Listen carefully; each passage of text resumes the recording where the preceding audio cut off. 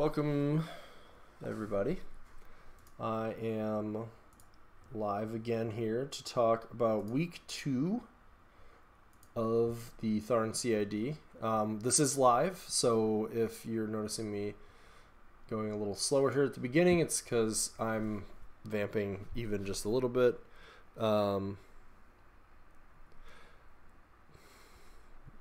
To see if a few people are going to pop in, but we probably won't wait too long. The last time I talked about Tharn CID, I went like an hour and 45 minutes, and I don't have that much time tonight.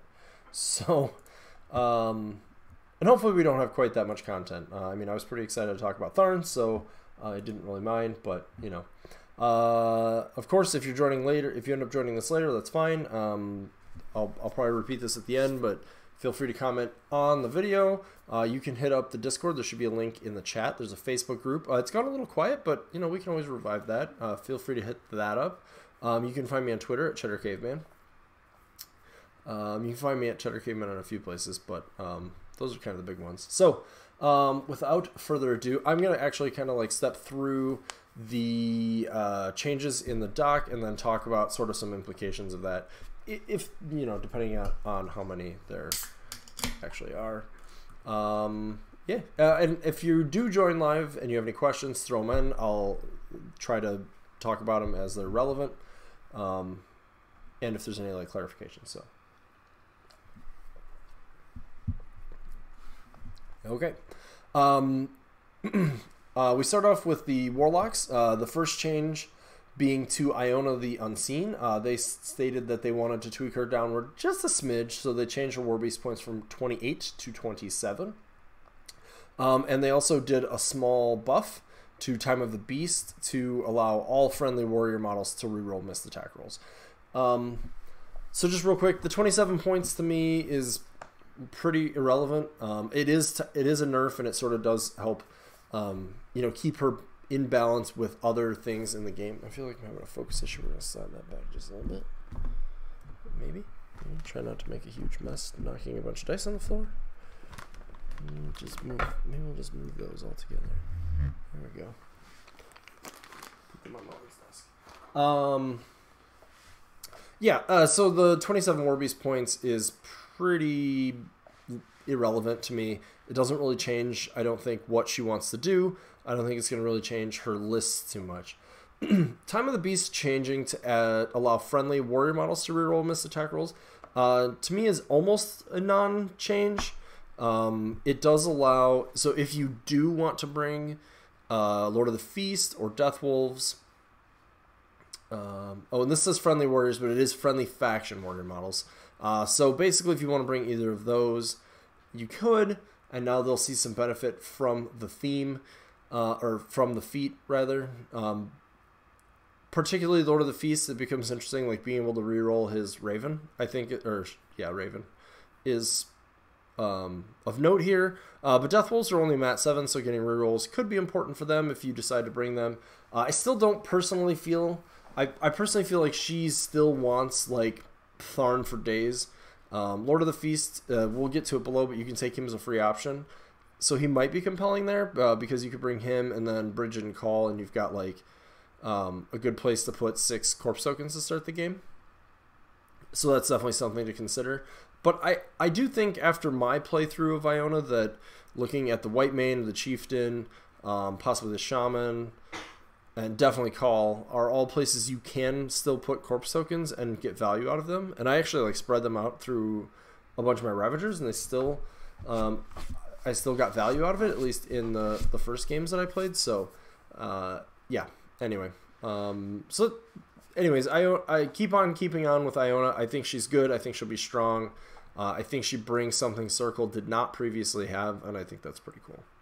Morvana the Autumn Blade, again, small changes. They increased her damage, her hit points, rather. Damage is sort of an odd way to put that. To 15, I believe it was 14 before, and they increased her War Beast points from 28 to 29. Again, this was acknowledged to be a pretty small tweak. It is a pretty small tweak. I would treat it as a pretty small tweak. I don't think it fundamentally changes when you're going to play Morvana or when you're not. But they're nice changes, and I think it shows them saying like, well, we think she's close, but we want to we still think she's close, and maybe if she's not, they do another nudge of some variety. Little bigger changes. We go to Morvana the Dawn Shadow. Basically, the only change to her is they reworded Censure once again, and it says enemy upkeep spells. So that's the first big change. Enemy upkeep spells in her control range immediately expire. A spellcaster can keep any of its upkeep spells in play by suffering D3 damage points per spell, and the damage cannot be transferred or reduced by spending focus. And then they added remove 1 damage point from the spellcaster for each point caused by Censure, and Censure can still only be cast once per activation. So this is actually a cool spell now. I don't know, it's still not going to be an every game spell, right?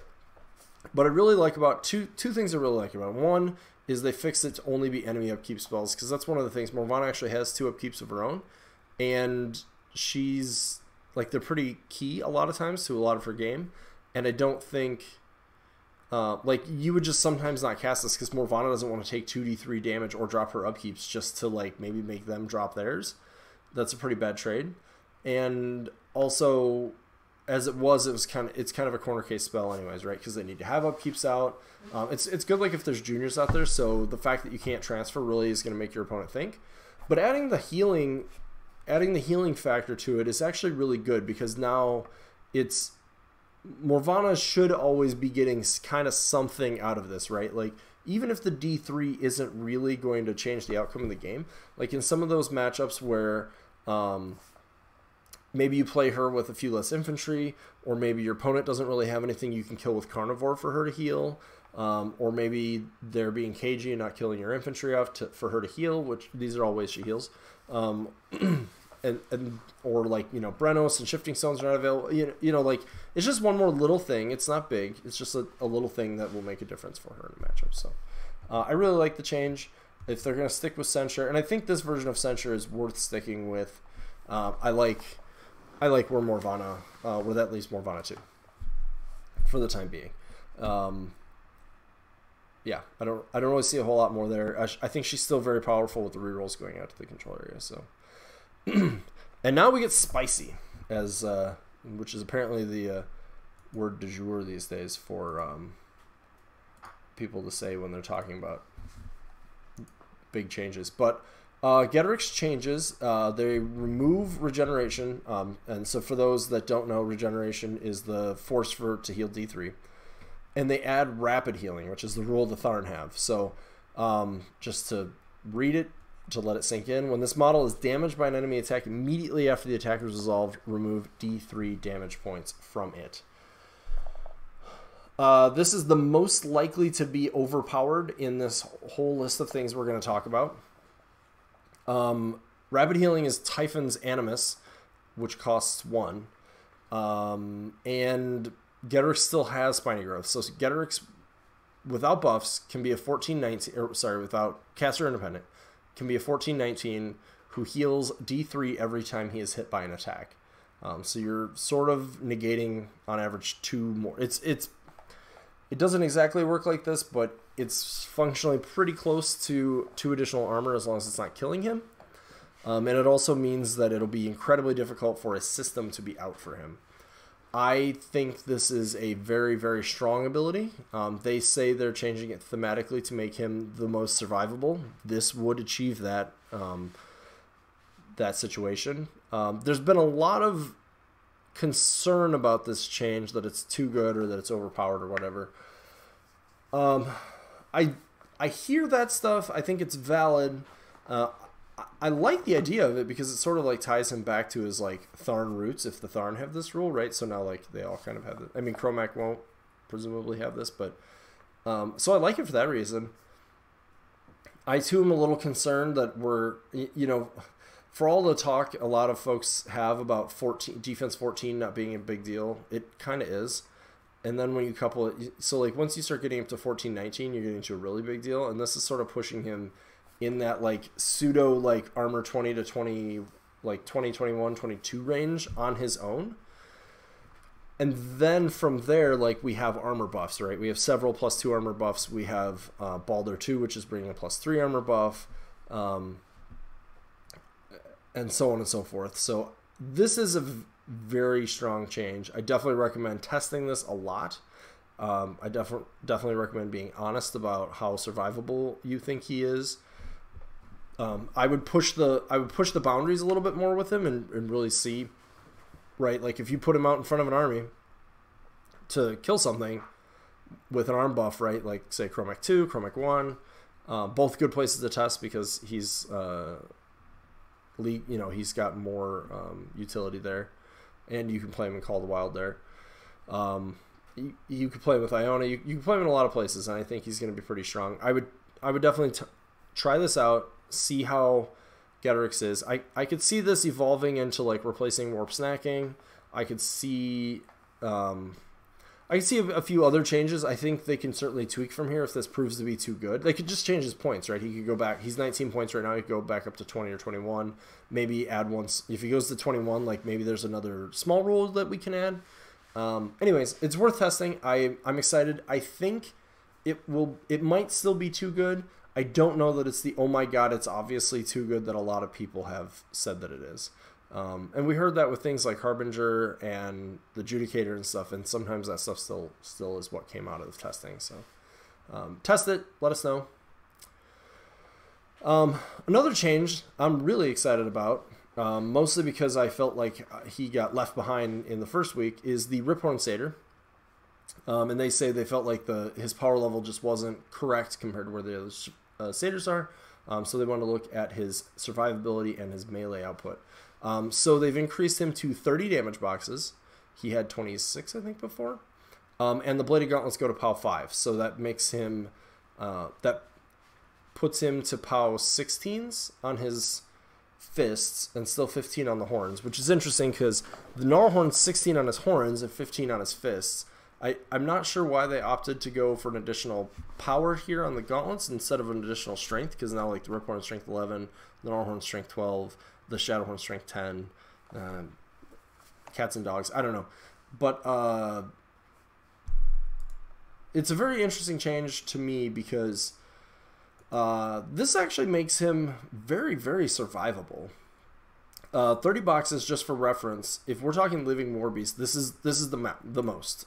Feral has 30, Getrix has 30. Now the Riphorn Satyr is being tested at 30. Everything else has less than this if it's a living war beast. The other two Satyrs have 26, I believe. The Shadowhorn used to have 24, but I think he went up to 26 in Mark 3.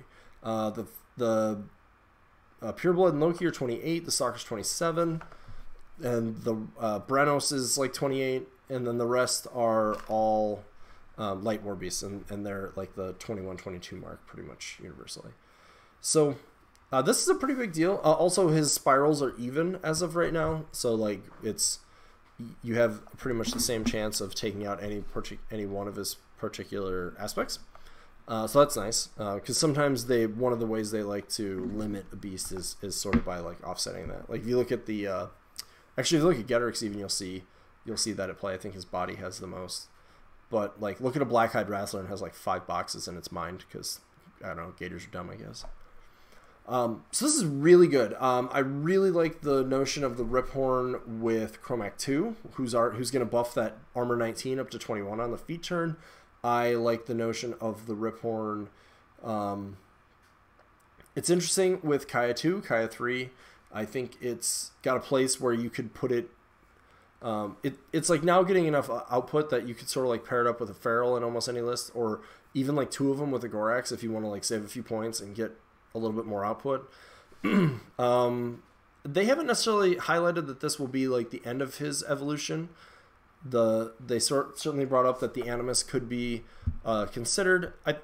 The Bulldoze Animus is really interesting in the Call of the Wild lists, I think, where it can cost 0. But it's still a little weird because you can't like run and do it, which means it's hard to get use out of sometimes. I don't think it's 100% useless like a lot of people present it as, but I would agree that it is hard to use, and it's certainly one of the more niche animi in the game. Anyways, test this guy. I think this is a really cool change. I'm really excited. I think all the goat models are actually pretty awesome. This one is the one that, Brenos notwithstanding, is the biggest pain in the ass to actually transport, but you know, we'll deal with that when we need to. All right, and while we're on spicy, we'll add a little zap to our discussion. So the Storm Raptor, still some big changes and a little cleanup. So let's talk about the cleanup first. They amended Skyfire to last for only 1 turn. I have not yet typed up some of these thoughts on the CID forum, but I do plan to do that. Unfortunately, I feel like Skyfire should actually last for 1 round, not 1 turn, because of Plasma Nimbus. It feels sort of counterintuitive for it not to do that. It's not the end of the world, but it's just sort of like, oh, so maybe we can get that clarified. But the other changes are changes to 34 points, so that's down another 3. And there's a lot of gargantuans are sort of floating in that 32 to 37 point land, and we seem to be having them coming closer to the 34, 32 point area these days, which I think is good, and I think that's about where they're going to need to be to see play, unless they have a pretty significant like impact on the game. And then the big change here is the Storm Raptor gains a rule called Flying High. And what that specifies is ranged attacks targeting this model will suffer -5 inches to their range. Friendly models can advance through this model if they have enough movement to move completely past its base, and this model loses this rule if it also loses flight. So rip Hurricane. That rule is phenomenal.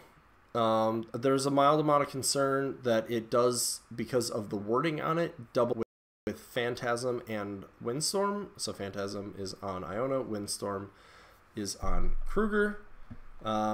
Real quick bit of apologies. I'm noticing some streaming issues, so I'm gonna okay, and then we're back. Must just been a weird lag spike.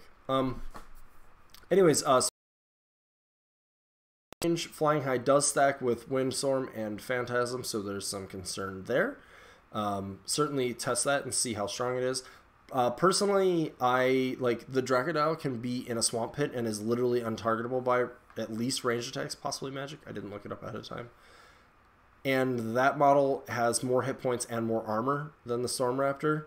So like if you're forced to have to kill the Storm Raptor absolutely in melee against Kruger 2 and Iona, the latter of which I don't think really wants to play Storm Raptor, and the former of which probably won't see too many people stop playing in Bones, I think that's fine, personally.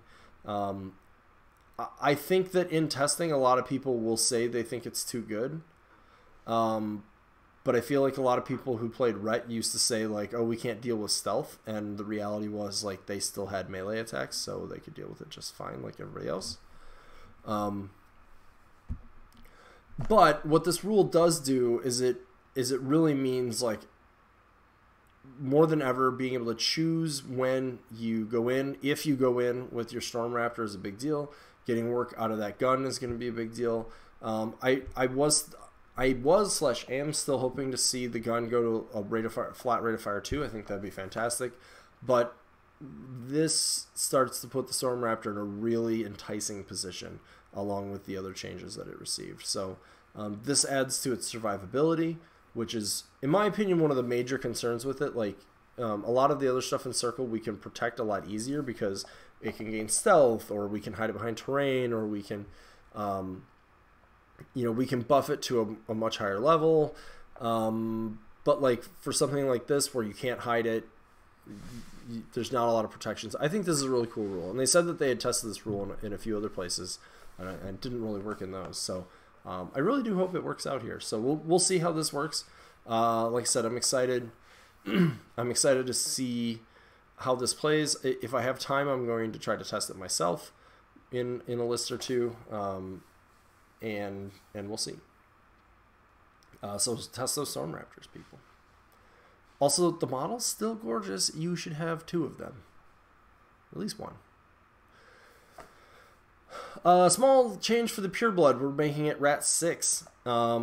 It's our ranged heavy. It's our only ranged heavy. They felt the need to bring it up to 6. They pretty much said, like, they're not looking to make it more of a melee piece because it's not intended to be a melee piece. It's intended to be a range piece.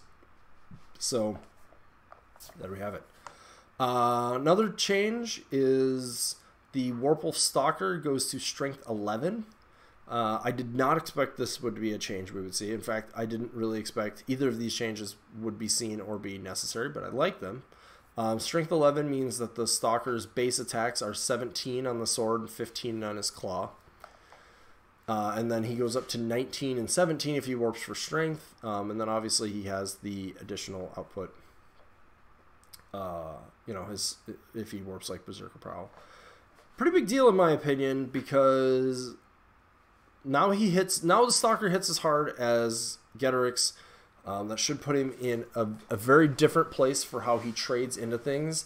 I've sort of gone out on Discord and on the Facebook group a couple times and asked people, like, how many Pow 19s are actually in the game? Because when people start talking about the output that a Beast or Jack or whatever can do, I think there's a lot of misconceptions about that. And there really are not that many things that get to Power 19 on their own. There's Mulg, Getorix, Beast 09 and Juggernauts, Stormclad, and Avatar.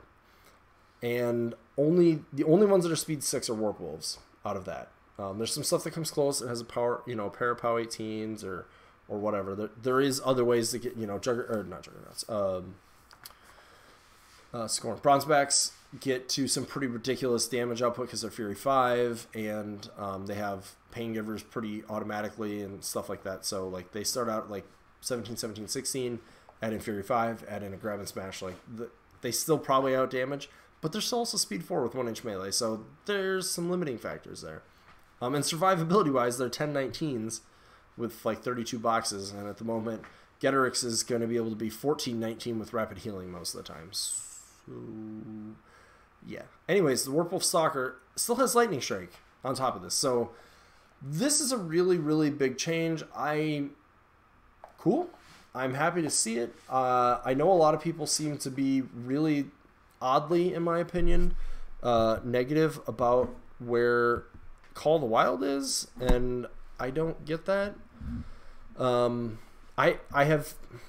know. I guess I haven't tested it either, but that's primarily because I kind of know what it does, and I'm more curious about what Tharn do with where they're at. I'm really curious about Iono, which is why most of my games have been that with her.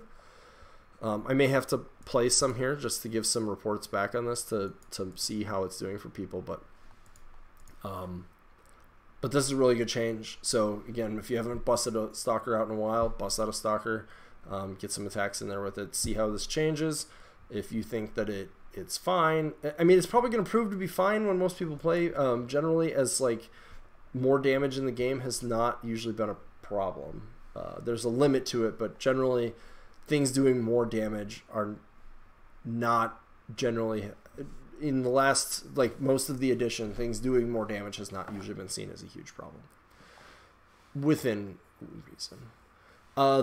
The Blood Pack, this is a really fascinating change to me. The Blood Pack are going down to mat 6, but they're gaining Hunter, and that means they ignore concealment and cover when making ranged attacks. So I still sort of struggle with, like, where do they belong, and, like, what is their role, what do they do, and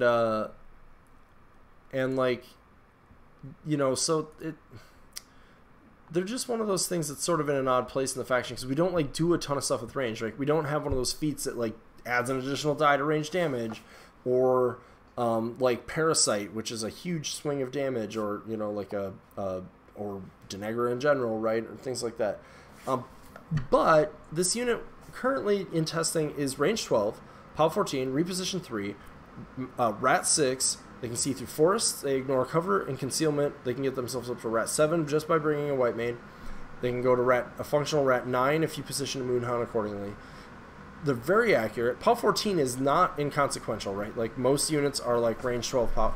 You know, like a unit, an army with a unit, a unit with ranged attacks that are all hand cannons is really uncommon, right? Like, we don't really see a lot of range 12 POW 12 on a unit, and this is range 12 POW 14.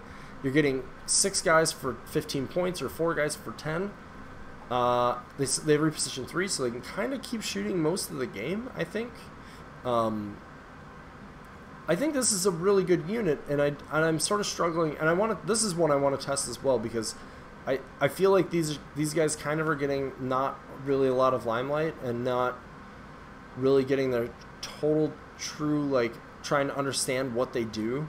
And I think if we had like a Butcher 1 style feat where they got like additional die, or if they were able to boost with corpses for a turn or something like that, we wouldn't even be debating this, right? Like boosted power 14s, we'd be going nuts over. But we can get them up to power 16 with a few casters, or functionally pretty close with Hand of Fate. We can add in Rust potentially from Hut Chuck, which may or may not be necessary. Or, frankly, they can just be one of those units that can like shoot the entire game, and maybe that's enough too. We have Mirage on 2 casters, both of which are also bringing one of those damage buffs. So, yeah, I'm pretty interested in this. I think the Hunter, and the Hunter sort of fixes one of the frustrating points with them, which was you could see through the forest, you can see into the forest, but you didn't ignore the concealment when they were in the forest. So, and like Hunter sounds like a word Tharn people with giant bows would have. So, I like it. I like it quite a bit, actually. Tharn Wolf Riders go down to 11-18. I think... I'll come back to that in a second. I think this is fine for them. They were pretty okay before. I found that they got a lot of mileage. I think Iona, Morvana 2, a few others definitely have some synergies with them. I think that Jump is a nice quality of life change for them. But that still means that they, so that gives them some tricksy playing, but they can also charge. And the champion is unchanged, so she still has backstab, which I think 2 of those in a lot of lists are going to be a really good use of your free points, even if you're not bringing other Wolf Riders. I played a game with Morvana 2 last week, and putting Prowl on them definitely frustrated a Signar player. And again, like, Circle used to be this faction that sort of could do that at times and force people to have to play them in melee as a melee force. Like, we kind of need that, where some of the other combined arms range forces don't, or they they can shoot back more readily than we often can.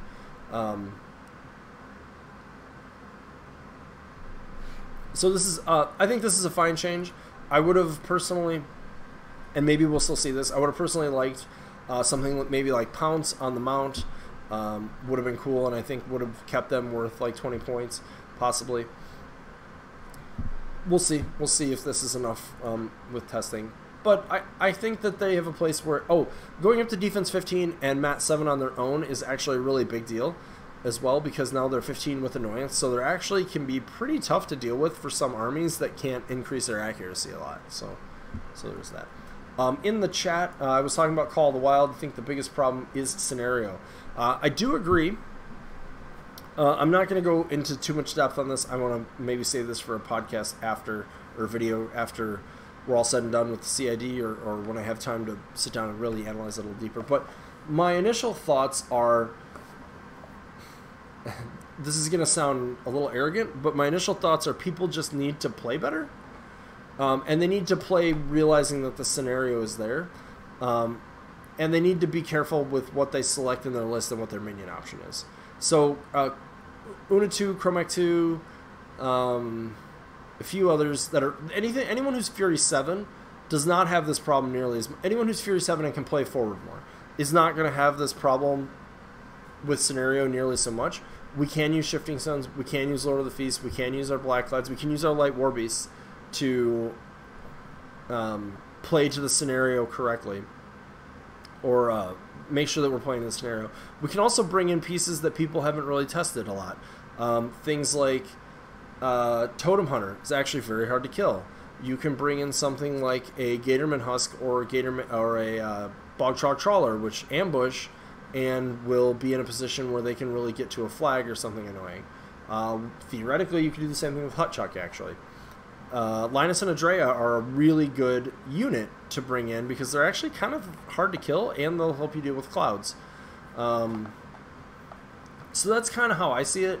I agree that it is the problem that theme needs to deal with in order to be able to play in the game, so you need to really think about how you're going to handle that. But counterpoint, it's also one of the like absolute most powerful things we could play. It has sorry, I'm running it through my head. I would say that that theme force has the strongest benefits of any theme that we have. Arguably, there's some in Secret Masters that maybe do, but this one, like, free Animi on most of our War Beasts is, excuse me, absolutely incredible. And +1 to go first is absolutely incredible. And it's one of the few that we can actually get 4 free cards potentially in. Not saying you always should, but you can. So that's my take on it. I tend to be more of an optimist.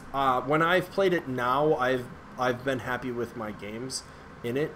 And I've usually been happier once I was on the table and looking at how to solve the problem than sitting back and going, I don't have things like Sentry Stones or other, you know, whatever.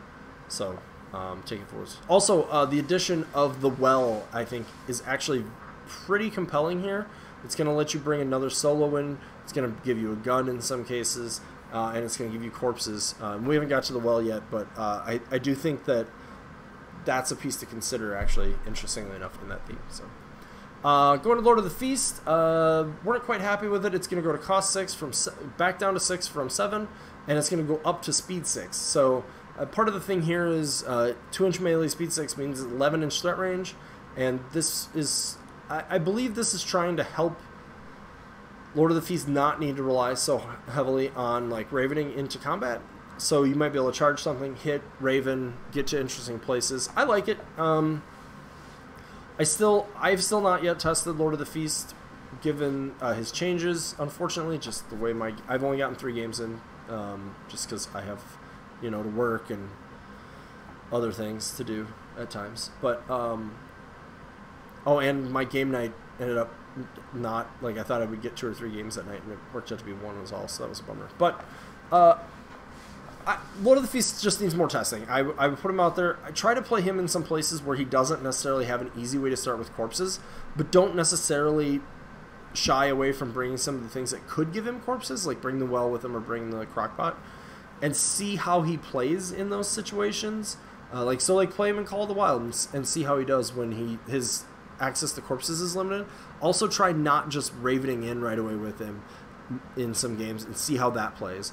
I'd be really curious to read some reports with that. So, the Tharn Blood Shaman, so this is the attachment. She is going to cost 5, mostly because she's too strong at 4.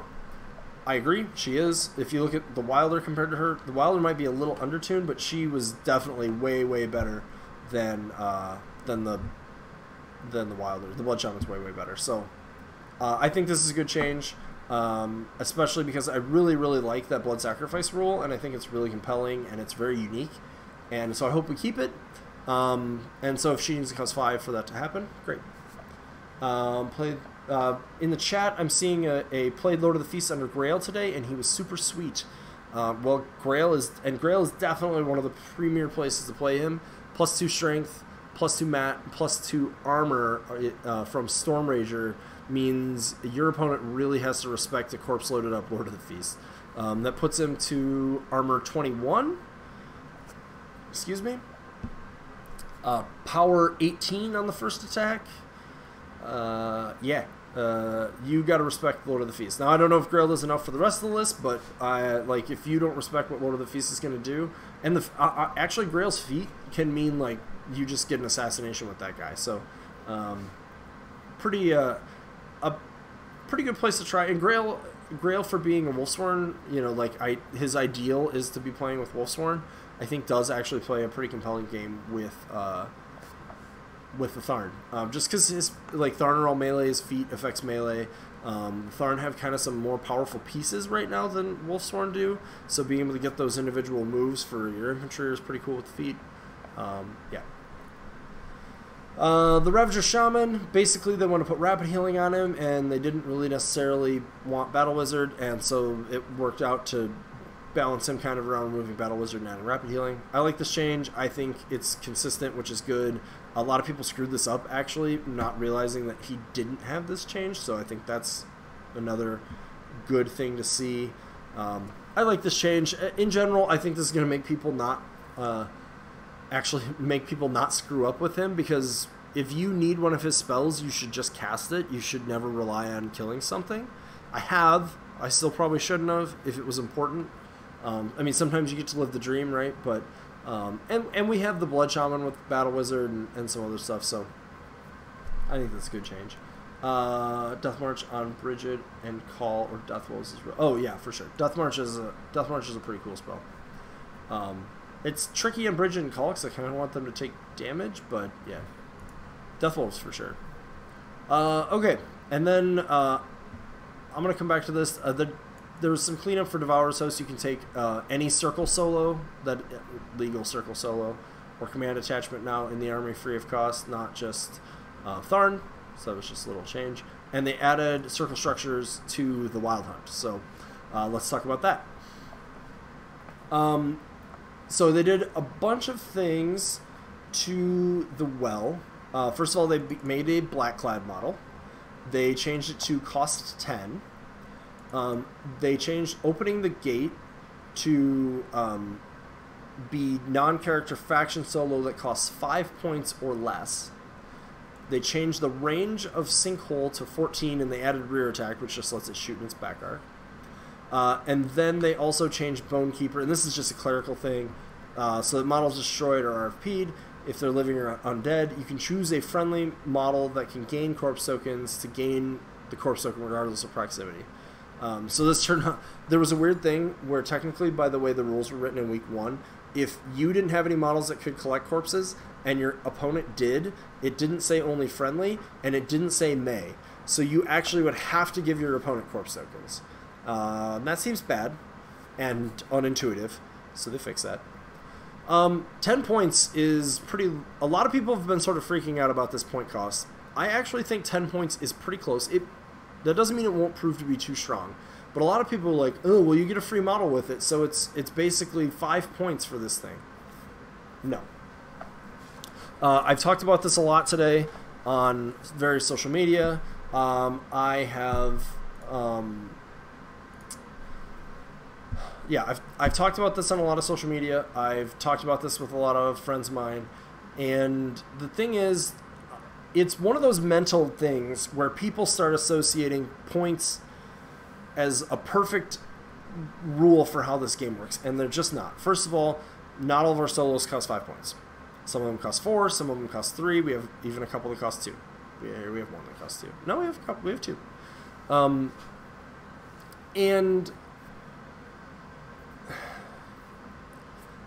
And when you start looking at structures, all of them are cheating points in different ways. If you look at the blockhouse, blockhouse has a similar gun. Actually, I think it might be one more range and one more power, but it has a similar gun. It brings terrain, and it recurs D3 trencher models every turn. So that means throughout the game, let's assume you average 2, and let's assume they killed 2, starting on turn 2. If you have a game that goes long enough, you're going to bring back... trenchers are about a point and a third. So you're bringing back almost 3 points a turn in trenchers. That basically means over the course of about 3 turns, sometimes less, maybe sometimes if they're unlucky, not as... I mean, even if you bring back 3, you're pretty close. So, like, if the blockhouse lives for 3 turns, and you have... and your infantry is dying, it's going to bring back over 5 points of trenchers. If you look at the church, what the hell is that thing called? Shrine of the Lawgiver, it can spend a soul token to put a bastion in play, or a incinerator. Those models, I think bastions are 5 for 13, so you're a little under 3 points a model. We'll call it 2.5 for the sake of quick math. If you bring back 2 bastions, and keep in mind, it can bring back 1-to-1 on souls, so it can bring back 3 in a turn, potentially. But if you have bastions, you can bring back 5 points of bastions a turn. Now, obviously, the well is going to get its solo much sooner, and your opponent doesn't have as much say in it, and RFP doesn't affect it. But over the course of the game, if it's a game that goes long, which is certainly for Protector, debatably for Signar, if the game goes longer, they're actually going to get more free points, quote, free points, out of a model than this is. And people are like, well, recursion's different. And I don't see how, right? Like, recursion is a way that you are able to get ahead in the game by having your models returning to play or not dying and so forth. And that's just how points work, right? Like, some stuff is more survivable or it does more output. Some stuff is able to continue to stay in the game by virtue of recurring. So, I'm not positive 10 points is the exact place for this. But if you just step back, remove the solo situation from the case, we have a range 14, POW 14 gun that's AoE 4 and has the potential to be boosted. It does have high explosive. If you look at a lot of the artillery that are in the game, range 14, POW 14 with boosted damage is not that far off, right? Like, it's a slightly better than average artillery piece. And then you have the rule that increases the control area, which is on the Squire, it's on the Stone Tablet guy, the Rune Bearer, and it's on one more model, the Corollary. All of those models are significantly less points. I think the Corollaries, I think they're all 5, actually. Corollary might be 6, but I think they're all 5. They're all 5 points. They all do other stuff in addition to that. And so, like, that rule is certainly worth, you know, a point or two on its own. It's a good rule. It's a very powerful effect, but the rule itself is only so valuable. So if you start adding that up, you're looking at the well being sort of in the like 6 to 8 point range without the solo rule, because I think the rule that it gets with the constructs is more fluffy than literally anything. It does count for free points in Secret Masters now, so that's great. It always counted for free points in Bones, so that's interesting. At 10 points, I'm willing to start seeing it on the table, start seeing what it can do, start seeing if I get corpses with it. Structures have a lot of downsides, and it's going to take there's still, like, I mean, they changed the blockhouse to 10 points, and I've still seen a lot of Signar players go, it's not good enough at 10 points. And we'll see the Shrine of the Lawgiver right now. A lot of people are really happy about it, and I think we're going to be seeing. But, you know, I'm curious in a few months if we start not seeing it because of the downsides of what a structure can do, that I think these actually need to be more powerful than people think in order to work. But be that as it may, we'll see what testing proves out with this. I think 10 points puts it in a good place. I could see it still needing to tweak by a little bit. I can still see some rules needing to tweak. I definitely think it's better not being able to put Tharn Wolf Rider champions back in onto the table. It's also kind of more interesting. I think it's designed more to be a utility thing than a, like, well, we're just going to put the raw amount of damage on the table that we can find, or the highest points or whatever. So yeah, I think it's in a good place. I think the gun has to be range 14, frankly, or you're just going to have too many times when it just doesn't do anything. Or there needs to be something else that's interesting about it. So, anyways, that is all of the changes. Just to follow up on the well in chat, there's a comment, in a tactical game, having no movement is a huge deal. I agree. I massively agree, actually. It can't contest zones a lot of times, can't score any zones, even if you could put it in it, which is also a big deal. That's a tenth of your list that just can't do that. I think it's a big deal. I am hoping that I can slide it into a list to do a test. We'll see. I would really like to be able to do that, but I'm going to start wrapping up here in a minute, but if there are any questions, I'll hang out for just a little bit and see if I can answer that.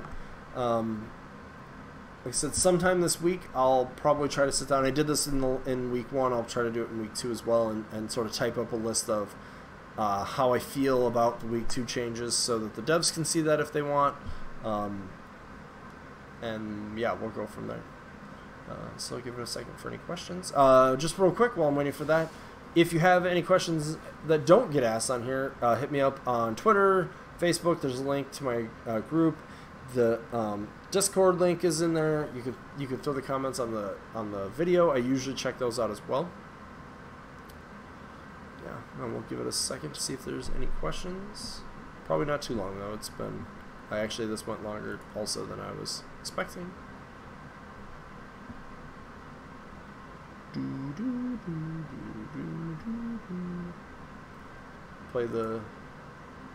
Play some Jeopardy sounds.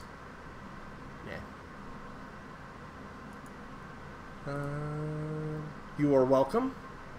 Always appreciate it. I'm glad some people get some stuff out of my rambling about Circle. It always feels good.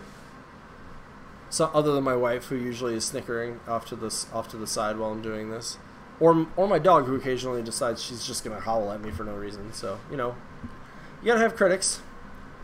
All right, so I'm gonna go ahead and wrap this up. Like I said, hit me up on all the social media places that I mentioned. I will certainly try to answer your questions if you have them. If you have lists that you're trying out, I'll try to give a little bit of advice. With CID lists, though, I would say focus more on getting experience with the things that need to be tested than worrying about it being like absolutely the most optimal ever list. Unless you think you have something that's just going to be completely busted. If a lot of concern about spam lists usually comes up now. If you can think of, like, if you want to throw a ton of Shadowhorns or Riphorns into a list, that's a good thing to test, I would say. Or double of any unit is another good thing to test, but most of them are FA2, so it's not going to be too big of a deal. Yeah. Anyways, thanks for tuning in. We'll have more updates. If there's another update, I'll try to do another live video to talk through it, depending on the timing and stuff. I do have some stuff going on this weekend, so